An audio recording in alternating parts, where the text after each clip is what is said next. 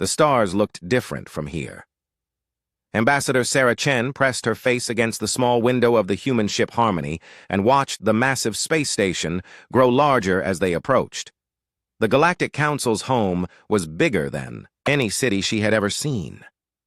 It spun slowly in the darkness, covered in lights that blinked like jewels. "First time seeing it, Ambassador?" Captain Rodriguez asked as he floated over to her. The ship's artificial gravity was turned off as they prepared to dock. "Yes," Sarah said softly. "It's beautiful." And it was scary, too, though she didn't say that part out loud. This was humanity's first real meeting with the aliens, who ruled most of the galaxy. 3 months ago, humans had figured out how to travel faster than light. 2 months ago, they received a message from something called the Galactic Council. 1 month ago, Sarah had been chosen to represent all of Earth. The docking process was smooth. The aliens had sent very clear instructions, and their technology seemed to work well with human systems. When the airlock opened, Sarah took a deep breath and stepped into the station. The first thing that hit her was the smell. It wasn't bad, just different, like flowers mixed with metal and something she couldn't name. The second thing was the size of everything. The hallway was 20 feet tall, clearly built for beings much larger than humans. "Welcome, human," a voice said in perfect English. Sarah looked around and saw what could only be described as a walking crystal. It was 8 feet tall, with a body that looked like it was carved from blue diamond.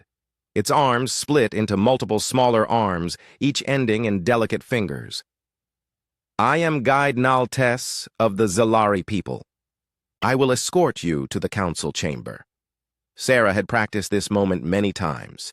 She bowed slightly and said, "Thank you, Guide Naltes. I am Ambassador Sarah Chen, representing Earth and humanity. Follow me, please." They walked through corridors that seemed to stretch forever. Sarah saw other aliens along the way, tall beings that looked like they were made of green metal, creatures that seemed to be floating clouds of gas in mechanical suits, things with too many eyes, or too many legs, or no legs at all. Some stared at her with obvious curiosity. Others seemed to ignore her completely. "Your species is quite small," Naltes observed as they walked. "Yes, we are," Sarah agreed, "but we've found that size isn't everything." "Indeed. The Vorthak would agree with you. They are smaller than humans, yet they build the finest technology in the galaxy." They passed through several security checkpoints. Each one had different types of scanners, some of which made sounds that hurt Sarah's ears. Finally, they reached a pair of massive doors that must have been 50 feet tall. "The council chamber," Naltes announced. "Are you ready, Ambassador?" Sarah straightened her shoulders. She was wearing her best diplomatic uniform, dark blue with gold trim. On her chest was a small pin with Earth's flag. "I'm ready." The doors opened with a sound like thunder. The council chamber was enormous.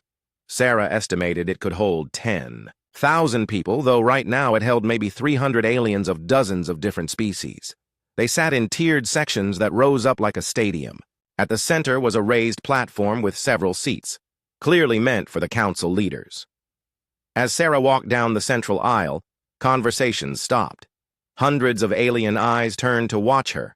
She could hear whispers in languages she didn't understand. Some sounds were musical, others were harsh clicking noises, and some seemed to be just changes in the color of light. On the platform, a massive figure rose from the central chair. It was another Zalari like her guide, but much larger. This one was made of what looked like purple crystal, and it had 6 arms instead of 4. Jeweled decorations covered its body, marking it as someone very important. "I am Chairman Vexthul," the being said in a voice that echoed through the chamber. "For 2,000 years, I have led this council. Today, we welcome a new species to our gathering, humans of the planet Earth." Sarah walked to the center of the platform. She had practiced her speech many times, but now all those words seemed small and unimportant. "Thank you, Chairman Vexthul," she said. Her voice was amplified by hidden speakers so everyone could hear. "I bring greetings from Earth and from all humanity. We are honored to meet you and to learn about the galaxy we share. Your species has achieved faster-than-light travel, Vexthul continued. This is the first requirement for joining our council. But technology alone is not enough. We must know what kind of people you are. Are you peaceful? Are you wise? Can you work with others who are very different from you? Sarah nodded. She had expected something like this. We understand, Chairman. How do you judge such things? Through the trial of understanding, Vexthul announced. The chamber fell silent. For 3,000 years, every species that wished to join our council has faced this trial. It tests not your strength or your intelligence, but your character. I accept, Sarah said without hesitation. She had been chosen for this mission, partly because she was good at making quick decisions. A ripple of what might have been surprise went through the watching aliens. Some of the sounds were clearly approving. Others seemed worried. You accept without knowing what the trial involves? Asked another council member, this one looking like a giant insect with beautiful golden wings. I trust that the Galactic Council is fair, Sarah replied, and I believe in humanity's ability to face any challenge. Chairman Vexthul's crystal body seemed to glow brighter. Very well. The trial will take place tomorrow. Tonight you will be our guest. Guide Naltes will show you to your quarters and explain our customs. As Sarah bowed and prepared to leave, she heard Vexthul add something in a lower voice that she almost missed. I hope you are braver than you know, young human. You will need to be. Later, in her assigned quarters, Sarah sat on what passed for a bed and thought about those words. The room was comfortable, though everything was too large for her. The walls showed a view of space that changed slowly as the station rotated. Guide Naltes had brought her food and had tried to explain the trial, but the crystal being had been strangely reluctant to give details. It has been many years since the last trial, Naltes had said. Most species now join through recommendation from existing members. But we're the first to make contact in how long? Sarah had asked. 47 years. The last species to face the trial were the Cathani. Naltes had paused. They chose not to join the council. Now, alone with her thoughts, Sarah wondered what exactly she had gotten herself into. But it was too late to change her mind. Tomorrow, she would face whatever this trial was, and humanity's future in the galaxy would depend on what happened. She looked out at the stars and whispered a prayer her grandmother had taught her. Then she tried to get some sleep. Whatever tomorrow brought, she would meet it as a representative of Earth, and she would do her best to make her people proud. Sarah woke to the sound of soft chimes. The lights in her room slowly grew brighter, copying what she guessed was a natural sunrise on many worlds. She had slept poorly, her dreams filled with images of unknown challenges. Guide Naltes arrived with what passed for breakfast. The food was strange but not unpleasant, tasting like a mix of fruits she had never tried before. The crystal being seemed nervous, its light flickering in patterns Sarah was beginning to recognize as emotion. Are you ready, Ambassador? Naltes asked. As ready as I can be, Sarah replied, though her stomach felt tight with worry. Will you tell me about this trial now? Naltes made a sound like wind chimes in a storm. I think it is better if Chairman Vexthul explains. Come, they are waiting. They walked through different corridors today, going deeper into the station. Sarah noticed that they saw fewer aliens as they went. The walls here were thicker, made of some dark metal instead of the lighter materials used in the upper levels. These are the secure levels, Naltes explained when Sarah asked. Some things require special protection. They passed through more security checkpoints than yesterday. These scanners were more intense, and Sarah had to remove all metal items, including her Earth flag pin. Guards of different species watched them pass. Sarah noticed that even the guards seemed tense. Finally, they reached a large room where the council leaders were waiting. Chairman Vexthul stood in the center, along with representatives from a dozen other species. Sarah recognized the golden-winged insect being from yesterday, and there was a new one that looked like a large cat made of silver fur. Ambassador Chen, Vexthul said formally. Are you prepared to face the trial of understanding? I am, Sarah replied, though her mouth felt dry. Very well, the trial is simple in concept, though difficult in practice. You must enter a chamber and spend 10 minutes alone with a shadow maw. The silence that followed was complete. Sarah could hear her own heartbeat. I'm sorry, she said carefully. I don't know what a shadow maw is. The golden-winged being, whom Sarah now remembered was called Counselor Zith-Ak, stepped forward. A shadow maw is a creature from the death world of Keth Mora. They are the most dangerous predators known to exist. Dangerous how? Sarah asked, trying to keep her voice steady. Vexthul began to glow brighter, which Sarah had learned meant strong emotion. They stand 12 feet tall and weigh as much as a small vehicle. They have 6 limbs, each ending in claws that can cut through starship metal. Their hide is thick enough to stop most weapons. They are faster than any being should be for their size, and they are intelligent enough to set traps. And you want me to spend 10 minutes in a room with one? Sarah said. It is chained, the silver cat being added quickly. The creature cannot actually reach you if you stay near the door, but you must remain in the chamber for the full time while the beast is awake and aware of you. What happens to people who fail the trial? Another long silence. Some flee immediately, Counselor Zith-Ak said finally. Others freeze in terror and must be carried out. A few have suffered heart failure from fear alone. And how many have passed? In 3,000 years? Vexthul considered. Perhaps a dozen. Most species choose to withdraw their application rather than face the trial. Sarah thought about this. Why this test? What does it prove? The shadow maw reads intent, explained the silver being. It can sense hostility, deception, and aggression from great distances. If you face one with violence in your heart, it will know. If you are there to cause harm to others, it will sense this. Only those with truly peaceful intentions can remain calm in its presence. It is our most ancient test, Vexthul added, created in the early days of the Council, when we needed to know if new species could be trusted with the power that comes from joining our alliance. Sarah nodded slowly. It made sense, in a terrifying way. How many people have been killed during this trial? None, Zith-Ak said quickly.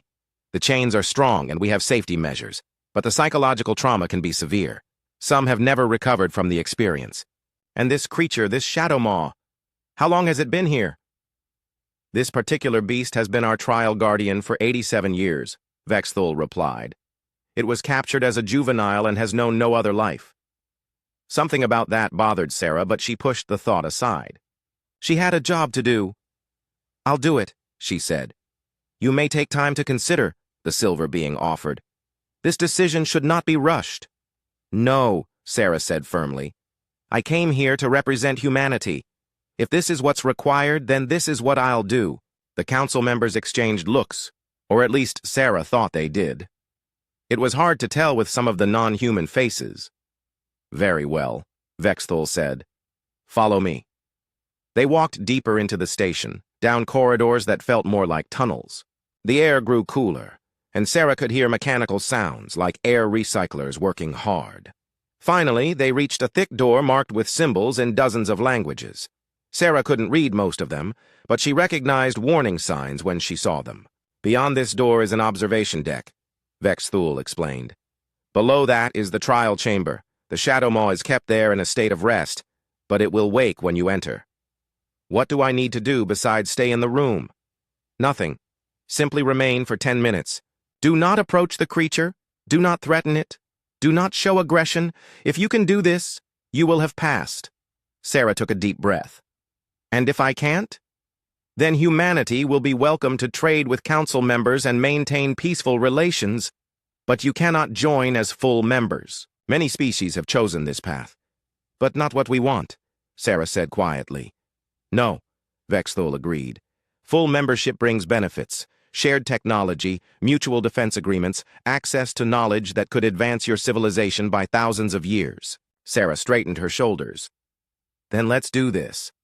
The observation deck was a small room with a large window looking down into a chamber below.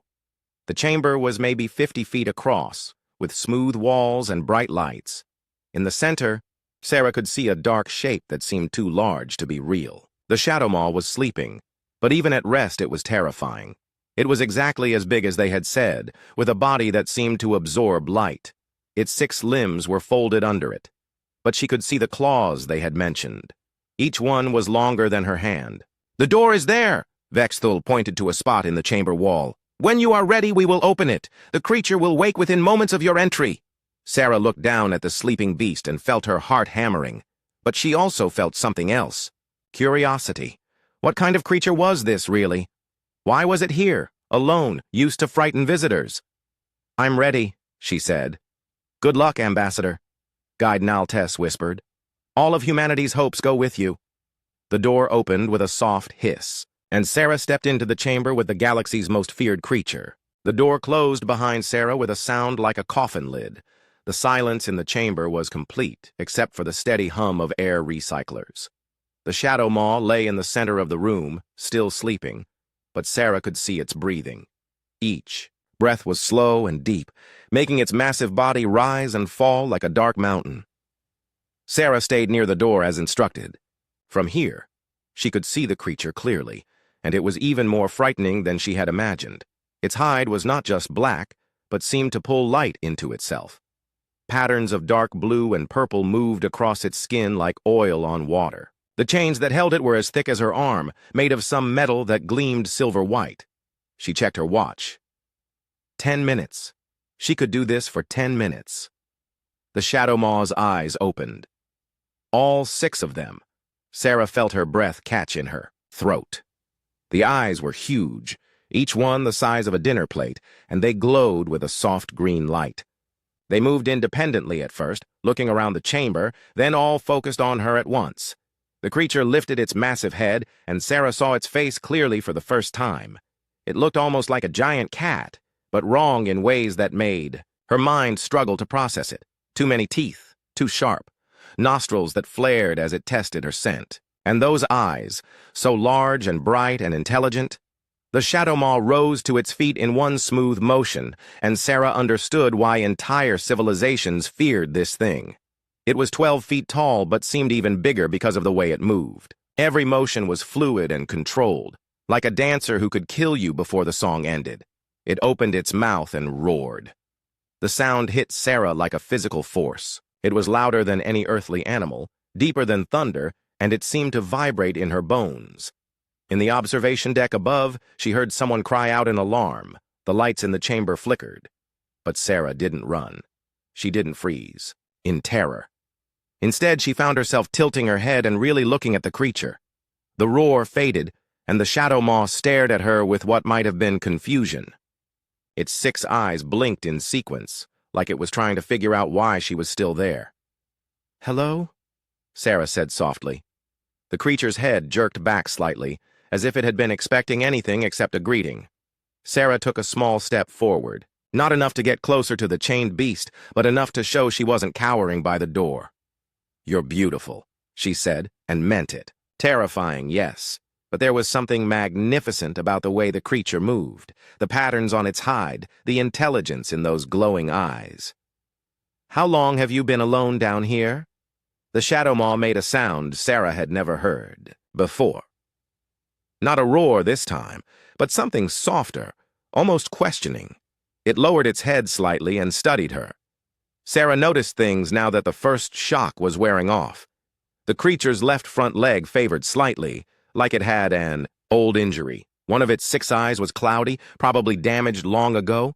There were scars on its hide, not from battle, but from rubbing against the walls, from pacing, from 87 years of living in this room with nothing to do and no one to talk to. "Oh," Sarah whispered, and her fear began to change into something else entirely. The shadow maw took a step toward her, moving carefully. The chains around its body made soft clinking sounds as it moved. It stopped when the chains grew taut, still about 10 feet away from Sarah, and sat back on its haunches like a giant dog. Then it made another sound, softer than before, almost like a question. Sarah looked up at the observation window. She could see the alien faces pressed against the glass, watching in obvious shock. This was not going the way anyone expected. "You're trying to talk to me, aren't you?" Sarah said to the creature. The shadow maw's ears, which were larger than Sarah's entire head, moved forward. It made the questioning sound again. Sarah thought about her childhood dog, Max. When Max wanted attention, he would sit and make small sounds until someone noticed him. When her daughter Emma was little, their cat Whiskers would do the same thing. sitting just out of reach and making tiny meows until someone came to pet her. "Are you lonely?" Sarah asked. The Shadow Maw's response was immediate. It lowered its massive head until it was almost touching the floor and made a sound that was unmistakably sad.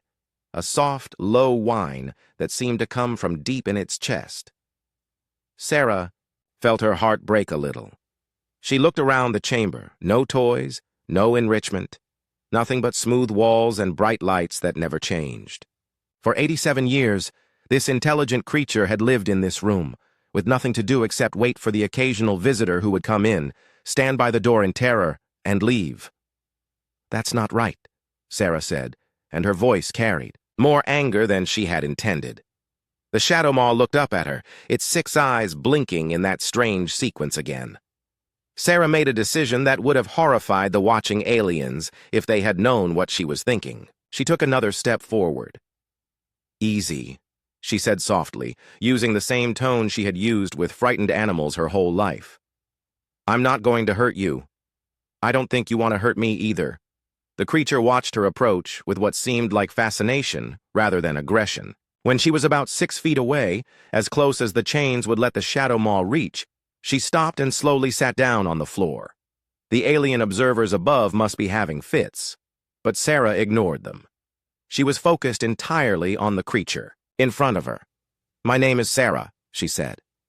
"What's your name? Do you have a name, or do they just call you Shadow Maw?" The creature made a complex sound, part rumble, part musical note, part something else entirely. It sounded like it might be trying to communicate, but in a language made for vocal cords that humans didn't have. "I can't understand your language," Sarah admitted. "But I can see that you're smart. Much smarter than they think you are." She slowly raised her hand, palm out, in the universal gesture of peace that she had used with countless animals over the years. The Shadow Maw stared at her, hand for a long moment. Then, moving with incredible care, it stretched out one of its massive paws and gently touched her palm with the tip of one claw. The claw was warm. Above them, Sarah heard the sound of something heavy hitting the observation deck floor. Someone had fainted. "Good," Sarah said softly. "See? We can be friends." The Shadow Maw made that questioning sound again, but this time it seemed hopeful. Sarah checked her watch. She had been in the chamber for 7 minutes. 3 minutes to go, and she was starting to think this might be the most important 3 minutes of her life. "Tell me," she said to the creature, "what would you like more than anything else in the world?" The Shadow Maw responded to Sarah's question with a series of sounds that were clearly language, even though she couldn't understand the words. The creature's voice rose and fell like music, and its 6 eyes never left her face. There was longing in that alien voice, and intelligence, and something that sounded almost like hope. "I wish I could understand you," Sarah said sadly. She kept her hand extended, and the Shadow Maw kept one claw tip touching her palm, as if afraid she might disappear. If it let go, then Sarah had an idea. She began to hum softly, a lullaby her grandmother had sung to her when she was small. It was a simple melody, peaceful and warm. The Shadow Maw's ears perked up immediately. Its head tilted to one side, listening intently. When Sarah finished the first verse, the creature made a sound that was clearly an attempt to copy the tune. It couldn't hit the same notes with its alien vocal cords, but the rhythm was perfect. "Yes," Sarah said, smiling for the first time since entering the chamber. "You do understand music?" She hummed the tune again, and this time the Shadow Maw joined in from the beginning. Their voices were completely different, but they harmonized, in a way that made Sarah's skin tingle. Above them, she could hear excited chatter from the observation deck. When the song ended, Sarah slowly moved closer. She was now just within reach of the creature, close enough that it could touch her without straining against its chains. "May I?" she asked, raising her hand toward what might be the creature's head. The Shadow Maw went very still. For a moment, Sarah wondered if she had made a terrible mistake. Then, slowly, the massive head lowered until it was level with her chest. Sarah reached out and gently touched the area behind what she thought of as the creature's ear. The skin was warm and soft, not rough like she had expected. The Shadow Maw made a sound deep in its chest that could only be described as a purr. It was nothing like a cat's purr. This was deeper, richer, a sound that seemed to vibrate through the air and into Sarah's bones. But it was definitely a sound of contentment. "Oh my God," Sarah whispered. "When was the last time someone touched you kindly?" The purring grew louder, and the shadow maw leaned into her touch like a cat seeking affection. Sarah began to scratch, gently, the way she would pet any animal that was enjoying the attention. The response was immediate and heartbreaking. The great creature's 6 eyes closed in bliss, and it leaned more heavily against her hand. The purring became so loud that dust fell from the ceiling. In the observation deck, Sarah could see aliens pointing and gesturing frantically, but she ignored them. "You're not a monster," she said softly. "You're just lonely." She used both hands now, scratching behind the creature's ears and along the side of its neck. The shadow maw stretched its neck like a cat in the sunshine, clearly enjoying every moment of contact. Sarah began to notice other things. The way the creature moved so carefully, making sure its claws never came near her skin. How it kept its massive body positioned so it wasn't looming over her threateningly. This was not the behavior of a mindless killer.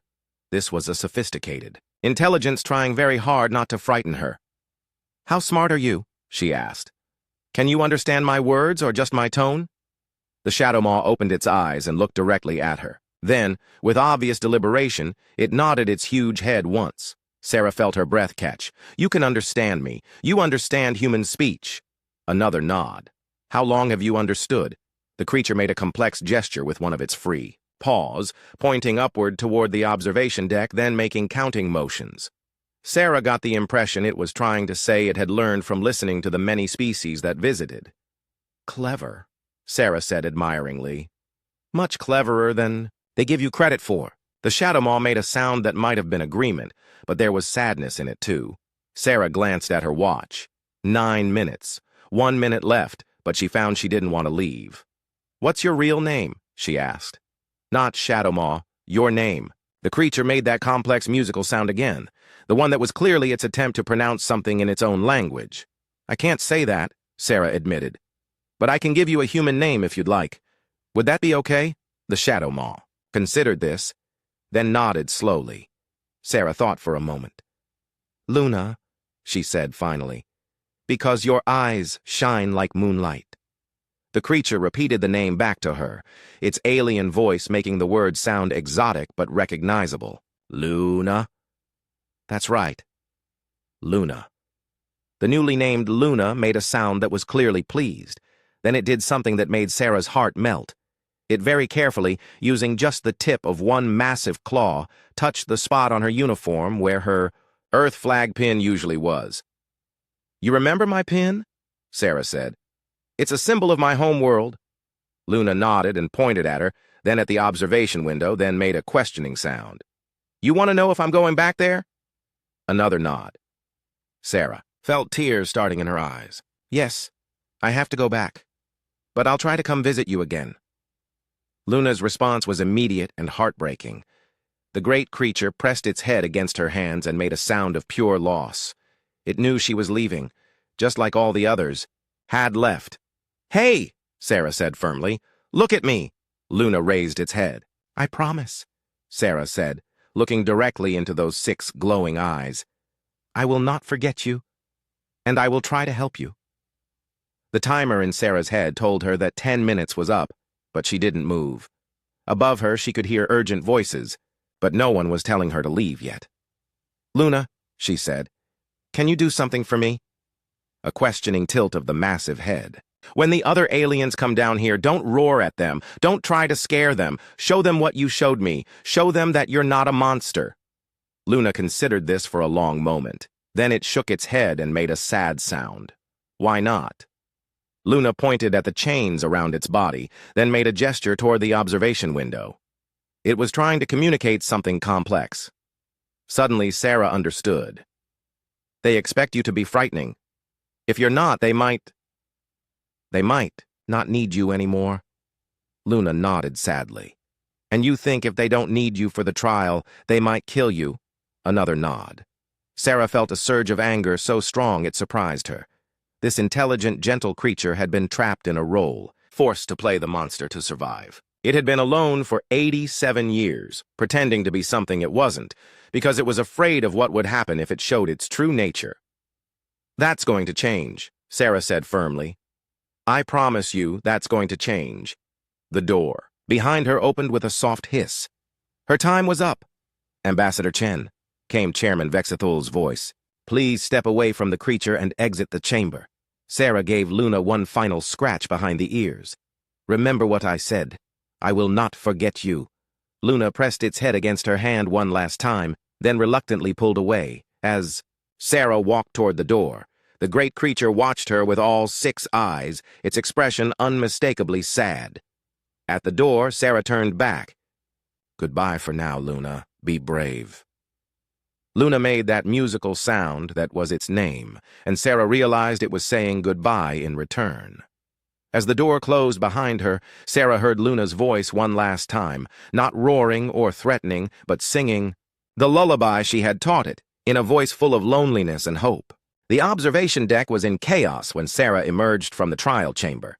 Aliens of a dozen species were talking excitedly in their various languages, their voices creating a symphony of clicks, musical tones, and mechanical sounds. Some were arguing, others were staring at readings on handheld devices, and several were still staring down at the chamber where Luna sat quietly, no longer the terrifying beast they expected. Chairman Vexthul approached Sarah, his crystal body flickering, with lights that suggested intense emotion. "Ambassador Chen," he said, his voice carefully controlled. "What did you do down there?" "I talked to her," Sarah replied simply. "Her name is Luna." "Her?" Counselor Zithak fluttered her golden wings in agitation. "The creature has a gender? A name?" "She has both," Sarah said firmly. "She's been trying to communicate for years, but no one ever listened.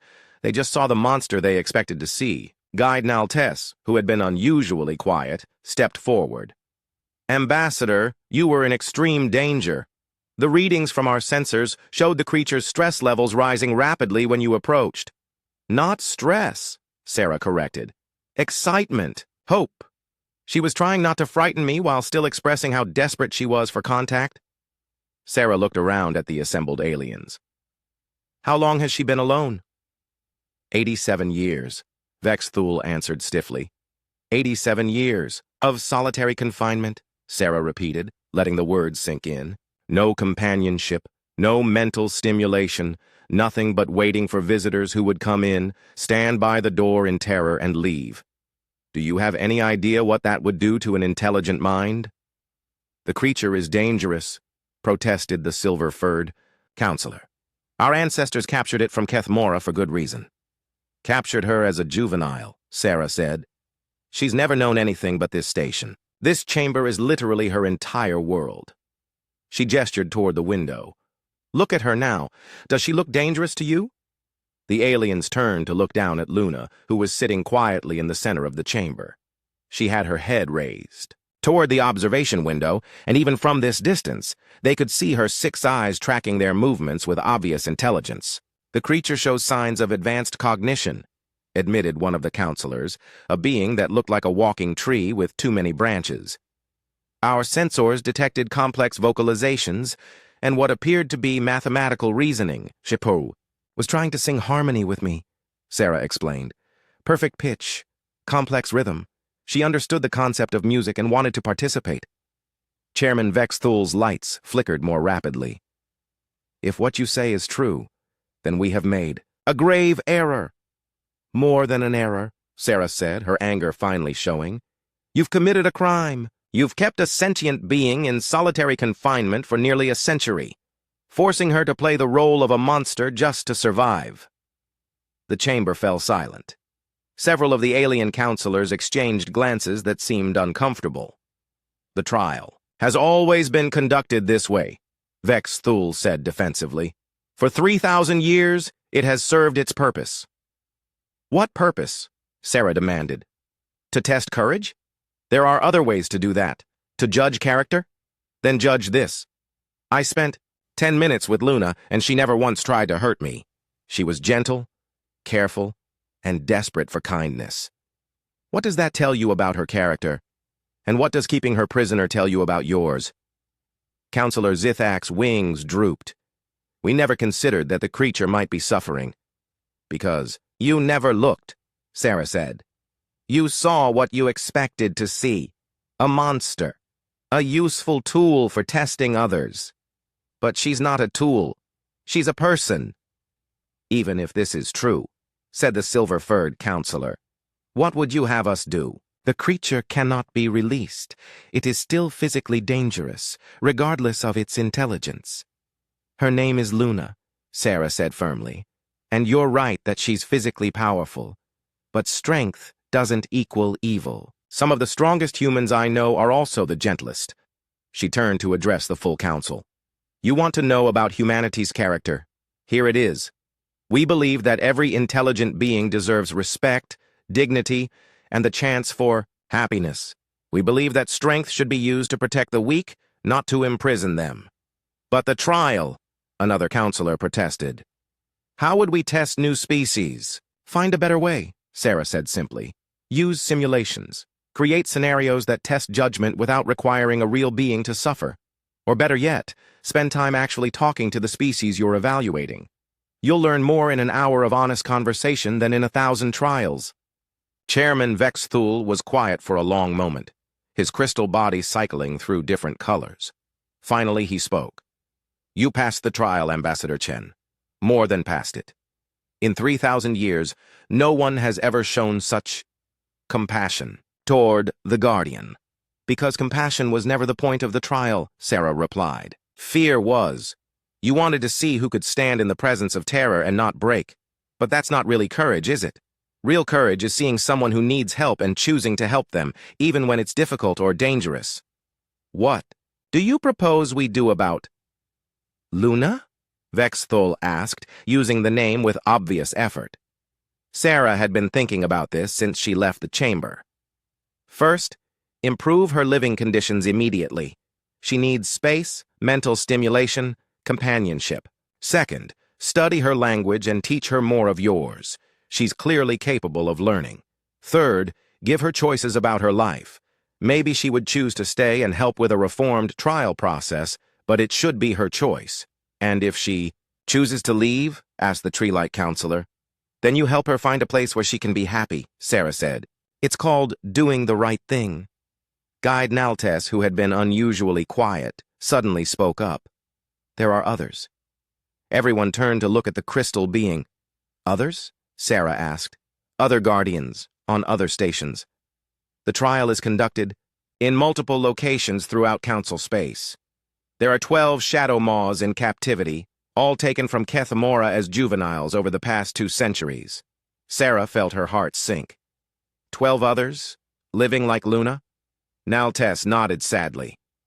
It is part of why I volunteered to guide you. I have worked near the trial chamber for many years. I have seen the creature's behavior, noticed things that others did not. I suspected there was more intelligence there than we recognized. 12, Sarah repeated quietly, then louder. This stops now. Ambassador, Vexthul began, you cannot simply demand that we change 3 millennia of tradition because of one interaction. Watch me, Sarah interrupted. Luna showed me more wisdom in 10 minutes than this council has shown in 3,000 years. If you want humanity to join your alliance, then this is non-negotiable. Every one of those beings gets proper care, education, and the right to choose their own fate. The aliens murmured among themselves in their various languages.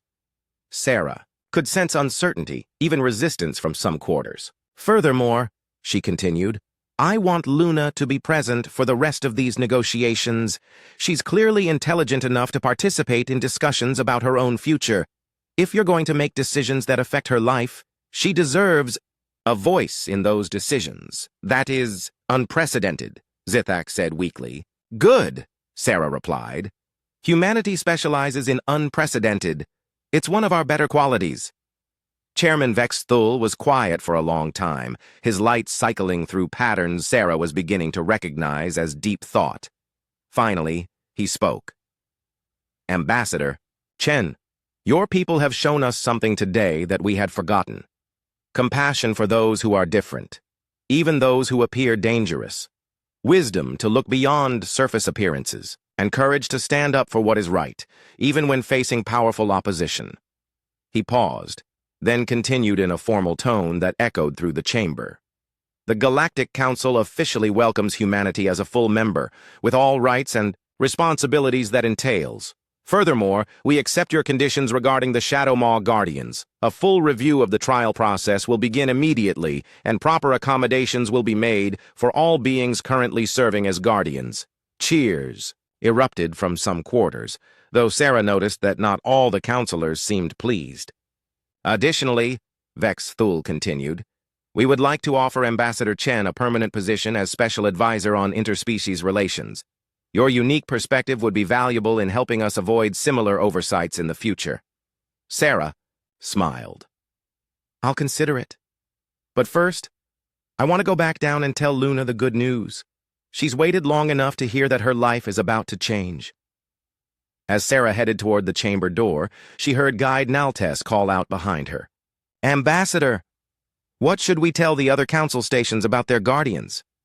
Sarah paused at the door and looked back.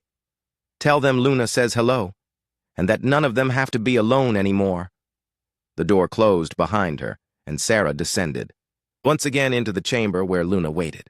But this time, she wasn't going as part of a trial. She was going as a friend, bringing news of freedom to someone who had waited 87 years to hear it.